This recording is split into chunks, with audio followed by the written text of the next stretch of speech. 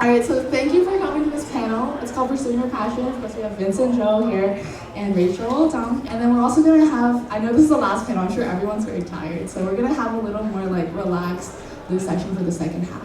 So, yeah, I hope you enjoy. Please, after you. Hello, testing. Okay. Hi everyone, my name is Rachel Zhang. I recently graduated from the University of Michigan, where I served as their 57th drum major, and I was the first woman of color to do so. Hey everyone, my name is Vincent Zhou. I'm a sophomore at Brown University studying economics. I'm also a Team USA figure skater. Alright, thanks guys. I also now feel obligated to mention that I'm a college sophomore as well at UPenn, and then my name's Selena. Okay. So we're gonna get started with first talking about, like, I think what everyone wants to hear. And it's about how you guys managed to delve so deeply into the extracurricular that you both pursued. And like, how did you commit yourself, I guess, to this extracurricular? How did you know that this was the right extracurricular for you? And also, like, what sort of strategies did you have to use in order to balance, like, the time between academics and extracurriculars? That's a lot of questions, Selena. Thank you. I'm sorry. I just want to give you some to choose from. Well, so I served as drum major with the marching band, which is musical, it was physical, artistic, and creative. So that really appealed to a lot of my interests right from the get-go. And from 8th grade in middle school through senior year of college, that is where I found my community as well. So I met all of my best friends, I met a lot of my mentors on the instructional staff, and I met like my current girlfriend, a lot of my future roommates as well. So choosing marching band and choosing to devote a lot of that natural time, it was a very easy decision for me. It just felt easy. It was worth the time for me. Well, so for me, I started skating at 5.5 for a friend's birthday party. But skating is a sport that requires a huge time commitment and other commitments right from the start. And I'm a perfectionist and I'm a completist. Once I get into something, I want to go. Once I get into something, I want to go all the way. So, needless to say, I was hooked with skating right from the start. But as I developed in my skating journey, I quickly realized there's not enough time for me to do everything, to follow a traditional school life and pursue skating at a really high level. So there were a lot of sacrifices that had to be made, and I had to learn a lot of important skills, time management and compartmentalization. But the most important thing, so I get asked this question all the time, is how do you balance school and skating? It's probably the one question that I get asked the most. And the way I answer is that there is no secret ingredient. The only, I know that's kind of a non-answer, but I do have an answer, I promise. The only secret ingredient is how badly you want it. That's it. Alright, thank you, Vincent and Rachel. So moving on, so both of you achieved great success in your fields outside of the traditional academic paths that you might associate with Chinese Americans. And so could you share some of your experiences and unique challenges you might have faced while exploring and excelling in these non-academic fields? Sure. So when I was 9 years old, my mom and I moved away from home. If you attended the keynote speech earlier, you heard a little bit about this. My mom and I moved away from home in order to train hundreds of miles away with a world-class skating coach. And this was a sort of move that no Chinese American family from the Bay Area in figure skating had really done before. So we didn't have a model to follow. We couldn't just look to some XYZ person who had done it before and say like, oh, they did this, they went to this school, they used this resource, they bought their groceries here, they lived in this apartment. Like we didn't have any of that information, so we just kind of had to blaze our own trail as we went. And the lesson there is thinking outside the box, not being afraid to think outside the box. Excuse me, and not being afraid to do something, take a leap that people think is crazy. You never know until you try it, as cliche as it sounds. I love that answer, Vincent, because it also ties in the importance of just receiving support from your loved ones. I was equally supported and inspired by my own mom. She is one who, she kind of pursues excellence in literally anything she does. Not just academics, but like we, as a community, we excel in the athletics that we participate in, our musical and artistic abilities, our natural interpersonal skills. Like that's why so many of us have been able to succeed in this country. It's because as a community, we like support each other, and those relationships also define your success. So at least personally, I was instilled in a belief that like there's more than just one way to succeed and make your people proud. So it came pretty naturally to just pursue what you were interested in and excel in a path that you'll actually want to follow. I admire you both very much. I think both of you forged like paths in things that people hadn't really pursued before. As the first one of color for a major in engineering, and also I kind of talked about a lot of things to me to train for your student. So as Chinese Americans, however, how do you feel your cultural upbringing influenced your experiences and interactions in the academic settings? So did you encounter like stereotypes and biases, and like how did you navigate and overcome them? When thinking about how my background, my cultural background, my racial ethnic identity influenced things outside of academics, the first thing that I would say is that excellence is part of our culture, and it's in particular academic excellence. But in my family, the mindset was like, no matter what you're doing, you have to make it worthwhile. You have to make the time, the resources committed worthwhile. And so when I chose to pursue skating, it was not only that I love skating, but excellence was the only option. And that. I think there's a debate to be had around that. Like, is that a toxic mindset? Is that unrealistic to place that sort of pressure on children? And I think we're going to talk about pressure in a little bit. But that sort of answers the question about how my cultural background shaped my forays into skating and extracurriculars. So it's like if I'm going to commit time to something, then I want to actually derive value out of it. I don't want to do it just for fun, just because. I want to do it because it brings meaning to me, it brings fulfillment to me, there's a purpose in doing it. And so I encourage everyone to look for purpose in everything they do. Yeah, I will definitely echo Vincent's sentiment on just the community's values on excellence in whatever we do. That is something that will and continue to drive me as I go forward. But I would definitely say I've faced just like ignorant comments in anything. I at least grew up in a fairly accepting bubble where like harsh racism did not severely impact me, but there are the casual kind of misname me for somebody else who is also Chinese American.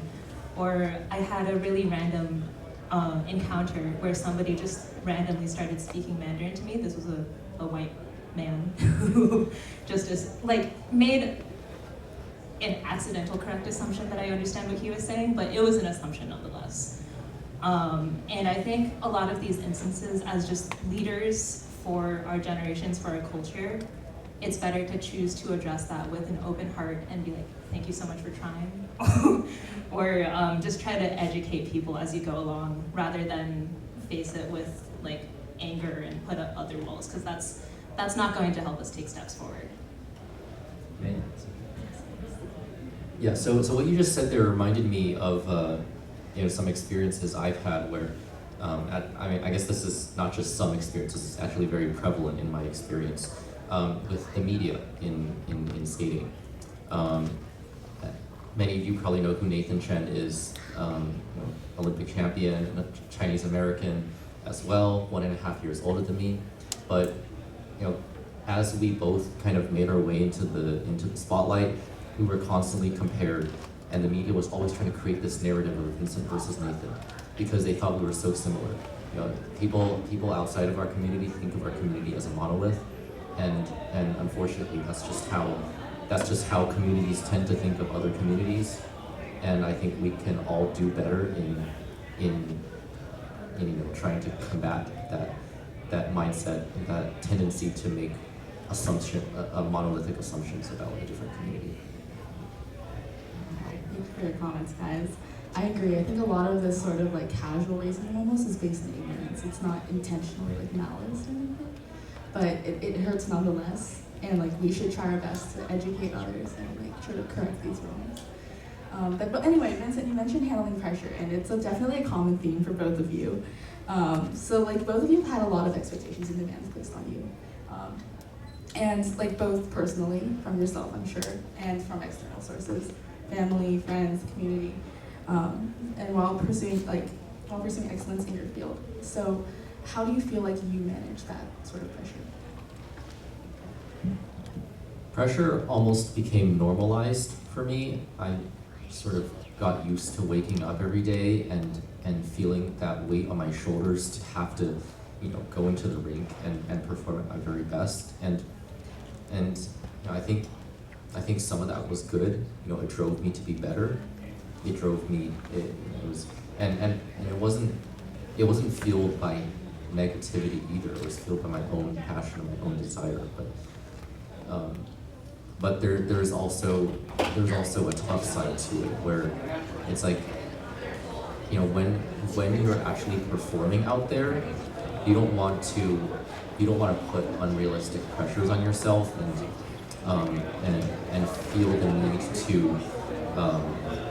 the need to like live up to a certain preset image, because then you know, the way your body moves, the way your mind works starts getting super manual, and you don't want to be manual when you're out there in the arena. You want to be automatic. You want it to be, you know, you want to be present. You want to be your muscle memories flowing, and you want to be in the moment. So actually this segues into something I wanted to talk about, which is a mental technique for handling pressure, which is reframing a situation. So when I'm out there competing, or you know, if I'm under some sort of difficult, extenuating circumstance, I will always try and reframe it as something more positive. So, you know, prime example is, you know, often on training days, I'm sore, I'm tired, I don't want to, you know, I just want to go home. And I don't want to do this last session. I don't want to train anymore, but I have to. And so what do I tell myself? Instead of telling myself, oh God, this is such a drag, this is, you know, I'm gonna do so terribly, I tell myself, this is an opportunity for me to see how well I can do when I feel like this, so that when I go to compete and I'm jet lagged, I'm stressed, maybe I'm having some equipment issues, or maybe something's hurting, but I still have to compete anyway. Well, I know that, you know, on X day when I'm in that practice, I was able to do it feeling tired and frustrated and, you know, going through whatever. And so using negative events, or, you know, when you feel pressure, using that as an opportunity to test yourself and you know, reframing it as something more positive is a technique that I find highly effective. I will say I've never had to really balance the pressures of a nation's Olympic expectations on my shoulders in my role. But I think Vincent's answer is great and is very applicable to all of us. As the Michigan Marching Band's drum major, there's a very long audition process that can be as long as one semester or like 3 entire years leading up to it. And I started my freshman year, so the audition process and the buildup of that pressure was over a very long period of time. And I kind of just discovered that pressure can lead you down 2 paths. One is just the fear of failure, and that's the negative one that we want to avoid, because then you start, it becomes counterproductive to your work because you're not working for the right reasons. You're just afraid of not succeeding. Whereas pressure, we should try to lead us towards like ambition and the desire to just make ourselves feel proud. Whether you're putting yourself under this pressure because you want something, because you feel your family wants something, your community is expecting something, why the pressure? When you find that why, that is motivation enough to continue to put in all of those hard hours, to wake up on a day where your body physically aches, and to just keep going. All right, thank you guys. So, sort of wrapping up the more serious part of this, so that we can leave a little bit of room for Q&A at the end. I'm sure a lot of you have a lot of questions you want to ask. So as sort of like the first, or like one of like making your own firsts in like a new field, you're sort of representing more than yourself, right? Like you know that you're standing as a symbol for like the Chinese American community, which is sometimes problematic, like you said, because of that monolithic view. But it's sort of true nonetheless.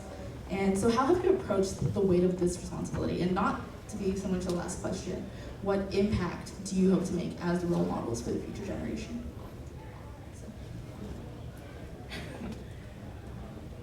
Oh gosh, I probably forgot the question.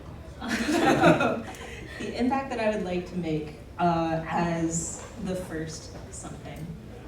I will put out the disclaimer that I served as the first woman of color drum major, but I am also very openly LGBTQ+, and so that largely defined how I wanted to be viewed as a leader.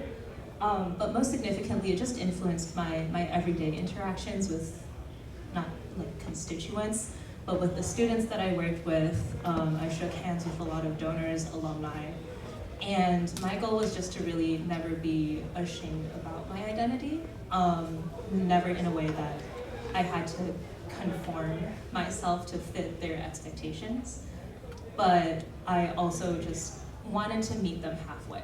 So if you feel that you will be met with a hostile environment, you don't want to also be hostile yourself. So as leaders, you just have to be willing to find that line where you can be vocal and advocate for your own identities, your values, your people, but you can also hear the other side so that you can then have a fair discussion and hopefully pave the path for future generations and teach them to do the same. The way in which I manage the expectations and pressure that come with maybe being a role model or representing a group of people is that I compartmentalize. And so what I mean by that is when I have to go out there and compete, on behalf of the United States of America or on behalf of whatever, I have a job to do, and that job involves skating and what skating entails. My job is not to portray the image of my entire race, or my job is not to portray the entirety of the United States of America. All I have to focus on is my movements, my technique, my program, whatever skating itself involves. And then I can worry about the implications of whatever representation later. But I think the takeaway is you want to identify action items that you can control. You want to identify variables that you can control and that you can't control, and only worry about what you are in control of. For example, so skating is a sport where another person's performance doesn't directly impact yours, versus a sport like, for example, tennis, where another person's return obviously impacts whatever action you're going to take next. But in skating, when the person before you is done, then you take the ice, then you do your program, and it doesn't matter what the person before you, how the person before you skated, and how the person after you skated. So when you start worrying about, like if I start worrying about like, oh my god, Yuzuru Hanyu did this, or Nathan Chen did that, or Shoma Uno did that, like that's disruptive to my own game, my own mentality. So that's what I mean by compartmentalizing and only worrying about what I can control.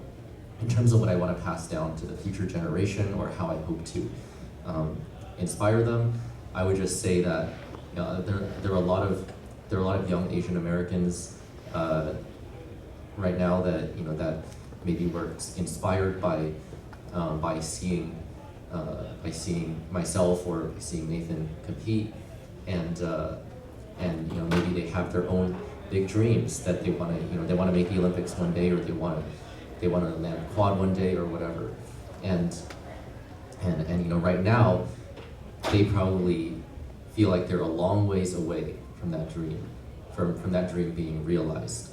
But here is living proof that it's possible, because I was in their shoes, I was in your shoes. If there's any young figure skaters out there right now, I was in your shoes a decade or more ago, and I was struggling with very easy elements, and I was struggling with my future in skating, and unsure if I would ever make it. But I stayed the course, and through a lot of things which we've discussed, I made it happen. So I hope that by example I can inspire the next generation to rise up and achieve greater things. Just to add on to that, Vincent, I'm sure when you were like 7 years old, preteen, whatever, you never really you didn't put that pressure on yourself because you had the dream of being the first. Like that small benchmark didn't define your hard work and who you were. But this goes to show that by following your passion and by simply choosing to excel in what you want to excel at, you inherently become a leader in your field. And so strong leaders are always passionate about what they do. They don't just lead for the sake of having the title, if that makes sense. Nice, yeah. Okay, so I think we all heard a lot about all your accomplishments. So I want to knock you guys down a notch. And I want you to tell us a little bit about one time that you failed, or that was just a really embarrassing moment for you.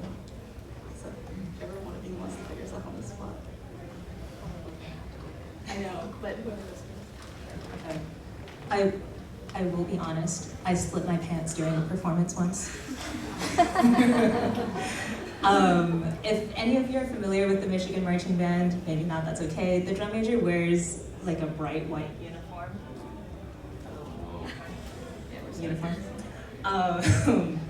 And I am not of average build, so it was hard to get the uniform to fit me. I had to take it in for multiple alterations, and this year they had done a revamp, so the uniform was a little extra stretchy too, which was nice.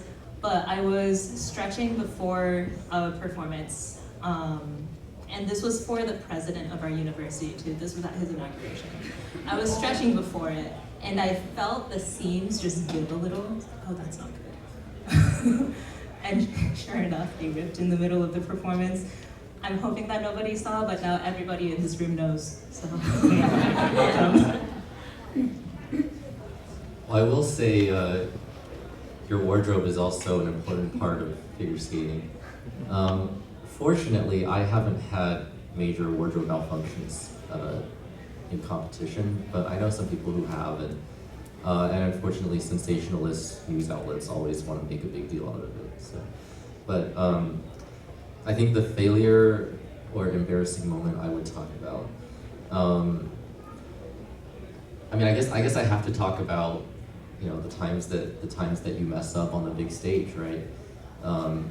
People look at highly successful athletes and they often think like they're so good at what they do, like they just they probably never mess up or can't be beaten, or when they do mess up, it's like so rare. That's absolutely not true. Like the road to success is littered with potholes and obstacles and major shortcomings, major failures along the way, and I've fallen and messed up more times in competition than I can count. And obviously each time I feel embarrassed, I feel inadequate, I feel terrible, and I feel like the world is ending. Because like I said earlier, I'm a perfectionist, and when things aren't perfect, I get really in my head about it. And what I had to learn to do was, again, compartmentalize. So in a program, in a skating program, you have a preset order of elements that you're doing. And you know, when you're starting your program in a competition, you kind of want to think about it less as an entire thing, because that becomes overwhelming. You want to think about it more like a series of elements. And if the first element goes wrong, you know, if you make an embarrassing mistake, you put it behind you and you focus on doing the rest of the stuff as well as you can, because that's what you can control. You can't change what happened already. You can only control what's going to happen. So this ties into what I said earlier about identifying what you can and can't control. I will clarify, that wasn't meant to like embarrass you or anything. I just wanted everyone to know that even people that you admire have they make mistakes and they have to learn to bounce back, and that's a lot of what makes someone admirable and accomplish things. So, all right, the next question is extremely serious. How many kindergartners do you think you can take on in a fight? Like hypothetically speaking. Like hypothetically, this is of course a hypothetical situation. How many kindergartners do you think like you could actually win against in a fight? Like I'm not saying like subdue, like I'm saying like you have to subdue all of them kind of situation. You know what I mean? You wanna think about it? Okay. I'm gonna say something that's gonna offend somebody here. Any kindergartners in the crowd? I'm sorry in advance. I mean, I think when I was in kindergarten, I weighed what, like 50, 60 pounds? Is that pushing it? Is that too much? I don't know. But okay, so here's the thing about kindergartners though. Kindergartners are crazy. They don't hold back. Like they use their full strength when they come at you. Yeah, they don't. Because like if you're like, I don't know, if you're like wrestling or like whatever with an adult, they're not actually serious about it, obviously, usually, right? When you say like, you know, take on in a fight. Yeah, honestly. But kids don't care. They will like kick you and bite you and like they'll like set their dog on you. Like they just do not care. So that's gonna have to tone down my answer a little bit. But the answer is probably going to be 5 or less. 5? Yes, because they don't care. Especially like I don't know, like if they don't cut their nails and they just like start scratching, or they go for the eye poke, or like the Donnie Yen like if they bring you down to the ground, it's over. Yeah. Here's my thing. If it's any more than 2 kindergartners, that's already 1, 2 sitting on your feet. They've immobilized you. A third one, they're bringing you down to the ground.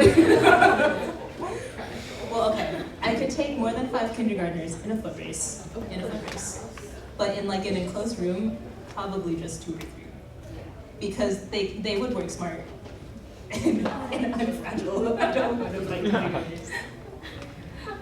That's pretty valid. However, I do feel we should test that theory with Vincent, because I think that's a little overconfident of you. You know, like I mean, 5. I thought, yeah. I think just 1 on each like limb and you'd be done. Like, you know.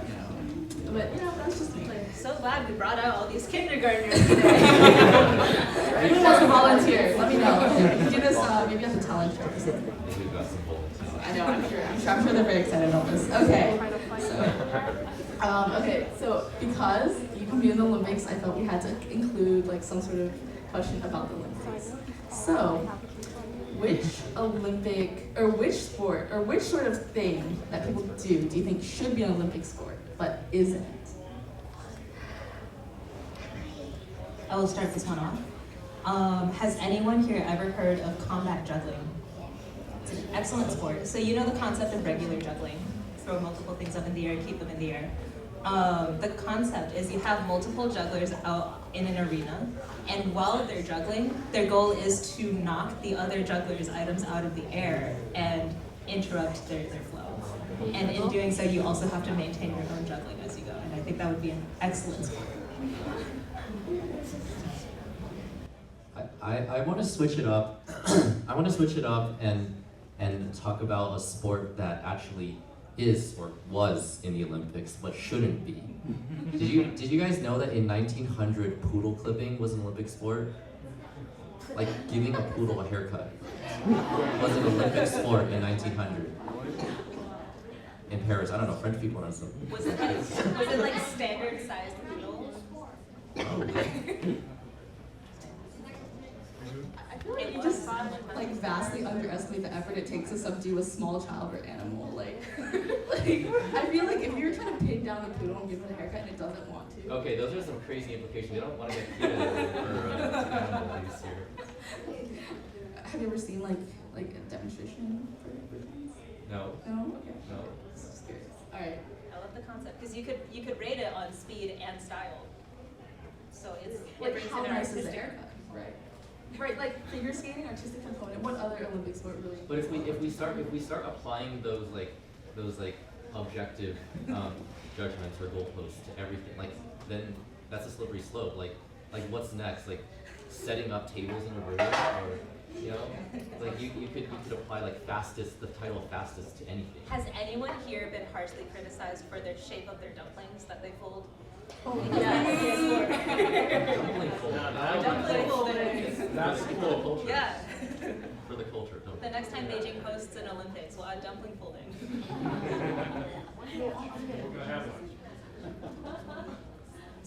Oh my god, wait, have you ever tried wrapping a tongue? Like, I'm that terrified. is difficult. It falls apart. Yes, I know. And then like your mom or your grandma. It's because you grew up in the It's US. because you grew up here. It's because of that phone. You go on your phone all the time, so that's why you can't fold tongues. It's because you don't floss. It's always the phone, guys. I'm just telling you right now, it's always because of the phone. Okay, so like on that note, what's something that your Chinese American family did that you thought was totally normal?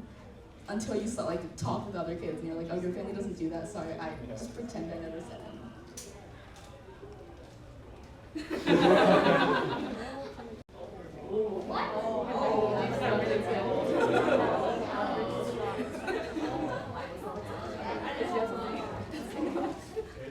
Well, Is that because you love parents? Maybe.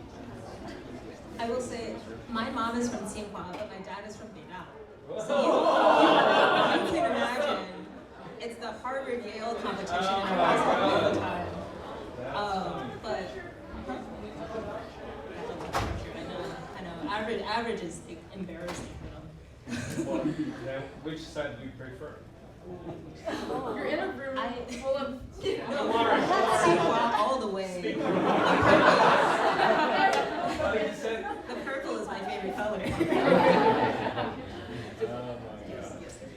I will say, I think it's normal to some degree for families to hoard like plastic bags and some takeout containers, the nice ones. But my mom will reuse like everything. We have baby food jars from when my sister and I were babies still in our pantry. There's that one compartment under the sink where all the plastic bags are kept.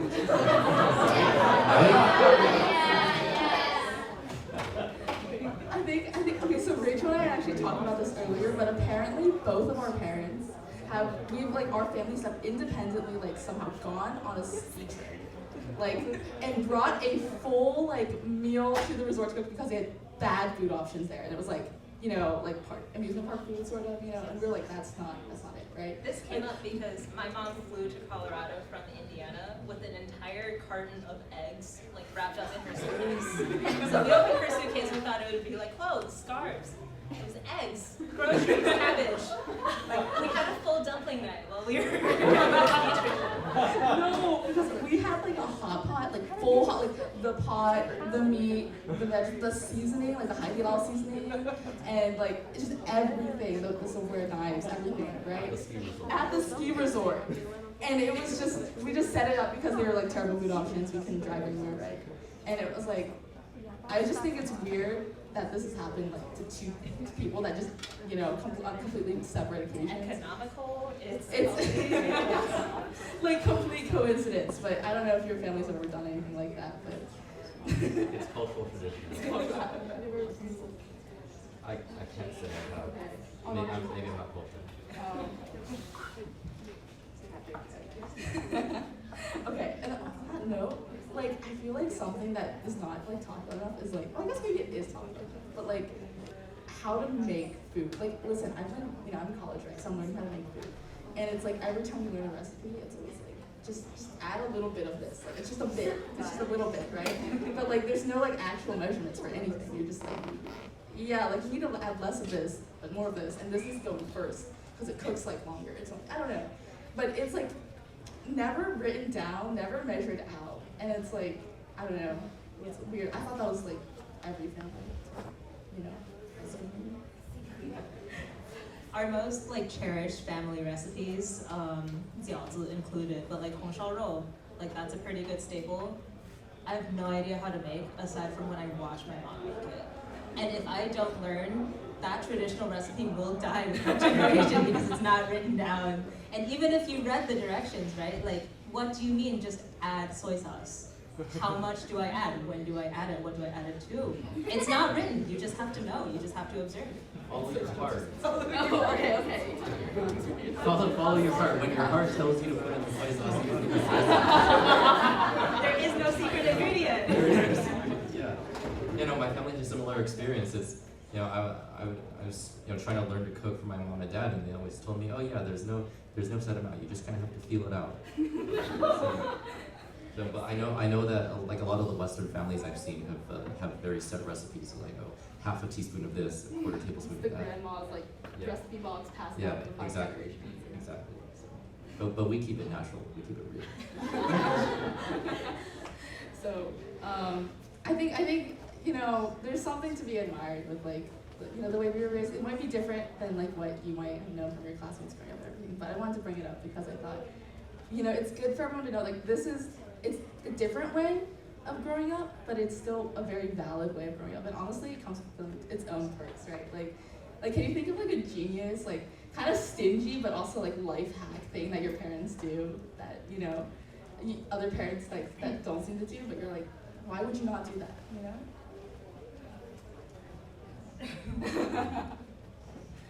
Let's see. I think we were talking about this earlier about like cooking like noodle dishes, and then you remember that? Yeah. So one thing that my parents do that could be considered stingy but also could be considered genius is after we cook 面食, like noodles or wontons or 饺子, we will always use the leftover water in the pot to wash dishes after. to save water, right? And apparently, you know, my mom always says that water, like the water that has like flour in it, is like too old. So not only are you saving water, you're also saving dish detergent. Dish soap. So it's doubly effective. Brilliant. See, I love these moments because usually, like, Michigan was a predominantly white institution. Like, I have a lot of friends who don't look like me, and so I come here and I'm like, oh, I'm not actually that alone because other people will like water their plants with the noodle water. I'm not crazy. No, okay. So like whenever we would blanch vegetables, like 煮点菜花, like 菠菜, the water left over is like green, right? We would water the plants with it because my mom says there are leftover nutrients, so it's like fertilizer for the plants. It's extra good. I will say, my mom herself doesn't really have a green thumb, but she does the same thing, right? And sometimes it makes sense, right? Like what you just said. But then sometimes I'm like, Mom, you're pouring straight coffee into the flower pot, and then it dies, right? And she's like, oh no, I just forgot about it. I'm like, no, you just poured coffee in it, that's why. Or like something that's like, just like, Mom, that has like, that's like 50% bleach. We're cleaning like, you know, the floor with it. Like you can't just put that in your flower pot. She's like, no, it's fine. And then just, An extra hack too, like anytime you're done with sauce bottles, no matter how much you like shake it down, store it vertically, there's always that little bit left over. So especially with the jars of laganma that we all have, I'm sure. My mom will like shake some water in it to get the oils out and then dump it into the stir fry again. Extra flavor, no waste, it's perfect. I think laganma is a staple. Like how Asian is your family if you don't have laganma? No. I just moved to the DC area and haven't found like my Asian grocery store yet. I had to ask my parents to bring us a jar of long. Oh, good. You're still Asian. It's okay. It's okay. You still count. It's really scary for a minute. Still count. We're about to excommunicate you. Okay. So I think maybe like one more question about this, and then like if you have a couple quick Q&As, we can do that. So I don't know if your parents ever did this as a kid, but they're like pseudoscientific beliefs that they kind of instilled in you, like, oh, if your hair is wet, you can't go outside, right? Like because you're gonna get sick because it's cold, even if it's like 50 degrees, right? And things like that. And I feel like, you know, I just kind of believe them because it kind of made sense, right? Like it's called a cold, right? So maybe it has to do with the cold, and things like that. Like, do you feel like your family ever did that? Yes, I have a specific example. Yeah, so one sort of pseudoscientific thing that that I heard growing up was you can't sleep with a fan blowing on you because it's going to deform your face.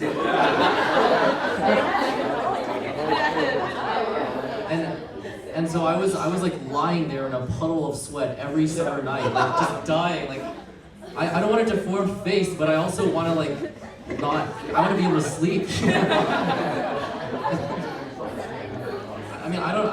So at some point, I just chalked that up to be like some fairy tale or whatever. And I started ignoring it. So I turned the fan. I would always turn the fan on, and then. Does your mom know? And then my mom would come in and check on me during the night and turn the fan off. And I would pretend to be asleep, but I was actually awake. So then I would, like after she left, I would tiptoe back and turn the fan on again. And then she would come in again like an hour later and turn it off again. I don't know, I hope I don't have, do I have a deformed face? I hope I don't. You look beautiful, Vincent. We're all thinking it's okay.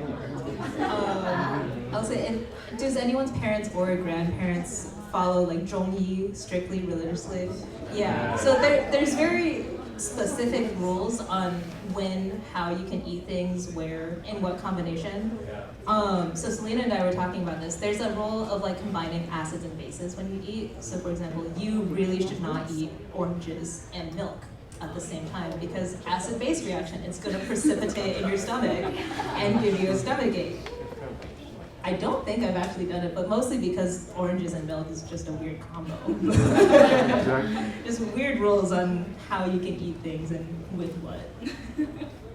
I feel like I believed it up and I was like, yes, that makes sense. I learned this in chemistry, and then I was like, wait, my stomach is full of acid. Like in the first place, does that mean I can never drink anything that's above like 7? All right, so I'm gonna open up the floor for questions now. It's like, does anyone have any? They can be totally like non-serious as well, or they can be, you know, like what we were talking about in the first half of this session. So, does anyone have any? Okay, all right. I'm gonna pass this mic back since I can't like here. Actually, yes, I can. Thank you. Yes. Hi. Okay, so actually the first thing I want to say is I want to compliment you because like the atmosphere you created is really nice. Okay, and actually if I had a question, it would be, are you okay? Because like I guess both of you guys, sorry, this is kind of like deep, experience like external pressures from like maybe the media or also like discrimination against like not only race but also sexuality. So like, how do you guys manage your mental health? Yes. Sorry. There's only one mic. I'm just running back and forth. Oh, we can just yell. Well, thank you so much for asking that question. I don't think that's talked about nearly enough in most communities, let's be real. One thing I really just fell back on is like my community. If that frustration happens, I'll talk to my friends, my girlfriend, my parents, my sister, and they all know exactly what I'm going through. They often know how I'm feeling before I know how I'm feeling. And just talk it out, be able to approach the situation reasonably again. And if there's any specific instance that is like repetitive, causing continuous stress, just take a break from it if possible. I feel like we've all taken a break from social media at times when that has been overbearing, too many negative headlines, and that's done great things for mental health, so just take a break when you can. I think mental health is such a difficult issue to tackle because it's intangible, it's multifaceted, it's complex, it's not fully understood, and you can't see it. But the good news is that there are very tangible steps that we can take to preserve, protect, and improve our mental health. And one of those things is physical exercise. Whenever I start feeling like I'm getting sort of a down in the dumps period, I know that I just need to go outside and get a good run, or like I love bouldering, so a good bouldering session always puts me in a much better mood, and I find myself more motivated for proper activities the next day, whether that's studying or applying myself to something that would otherwise be be tedious or difficult. So physical exercise is one thing, and another thing is identifying sources of that stress or whatever's antagonizing your mental health, identifying the source, and then finding an appropriate outlet. And appropriate is important because there are a lot of bad ways, a lot of bad outlets. But like one of my outlets for mental health, for preserving my mental health and finding some way to talk about and express things that I might otherwise be uncomfortable getting out of my system is through writing. So I write poetry. I'm gonna do a little shameless plug here. I have a writing account, or a writing/poetry account on Instagram. It's tears__in_rain. So tears in rain with 2 underscores between each word, and that's a Blade Runner reference. So any Blade Runner fans here, cheers. But when I'm writing, I feel so in touch with myself, with my emotions, with my mental state, and with my desires, with my stressors, whatever. I just feel so in tune, so harmonious when I'm writing, and when I get a finished product out there, I feel like I've successfully captured myself and put it into like an acceptable product, a deliverable, if you will. And for me, that's a great feeling. It's a great outlet. And I encourage all of you to find an outlet like that, and don't be embarrassed to share. And of course, finding a community like Rachel talked about. That's really important. All right, thank you everyone. So I think we're actually out of time. We're a little over time.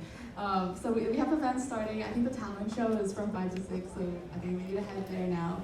But thank you so much for making this a fun panel, guys. You're a great audience.